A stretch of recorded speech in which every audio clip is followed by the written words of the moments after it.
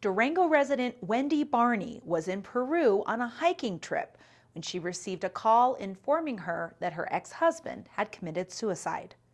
And worse yet, their 15-year-old son discovered his body.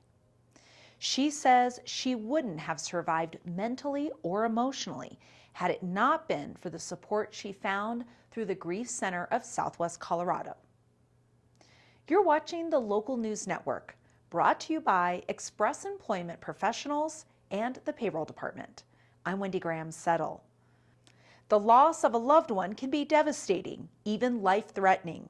But a local nonprofit, the Grief Center of Southwest Colorado, has been offering professional grief therapy for the past 13 years to help survivors understand their grief and to help them find their way to a new life without their loved ones.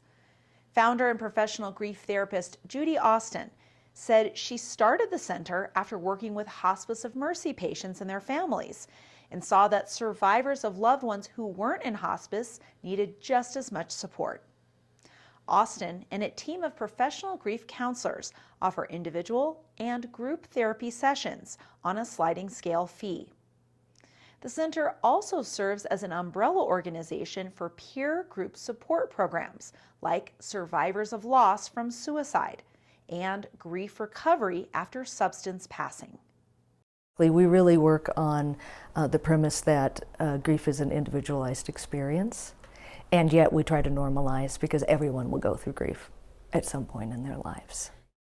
While volumes have been written on grief recovery, Austin says that death and grief are still considered a somewhat taboo topic that can contribute to a survivor's sense of isolation. Statements like, "Be strong," or "It's been a year, you should be through grieving by now," don't reflect the reality of grieving, which Austin calls a lifelong process of acceptance.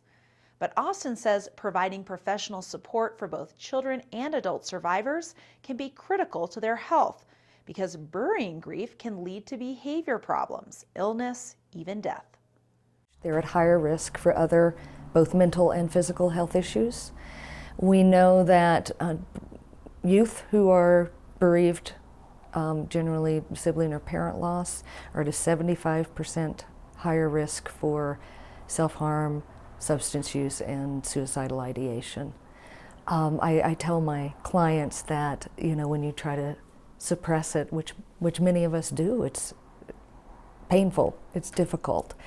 It comes out sideways sometimes, and there's a point where if you aren't releasing that pressure, sometimes years later, something either can trigger it or in the schools we see behavioral issues, sometimes a few years later, if the kids haven't gotten ongoing grief support.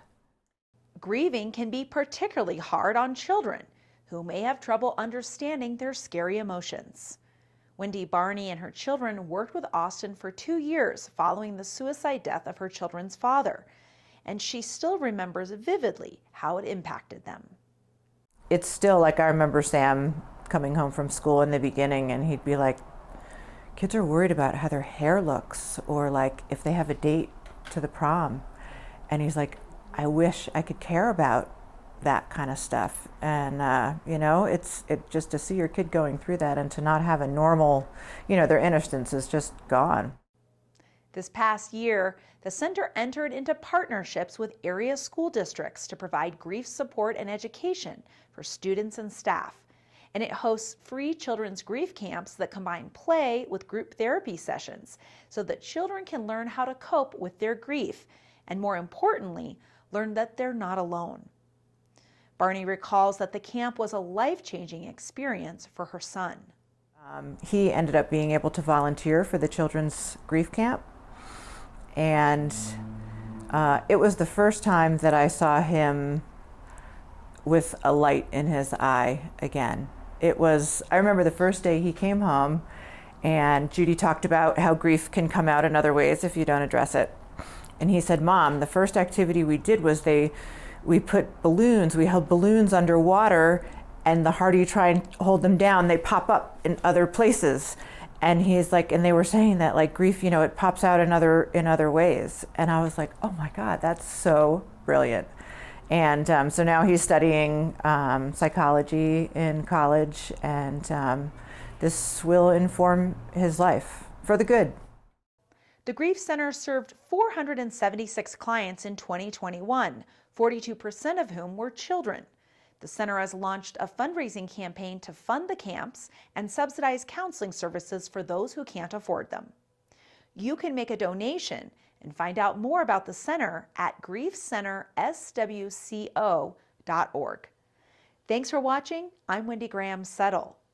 If you'd like to receive this story and others like it in your inbox, sign up for our newsletter or download our mobile app.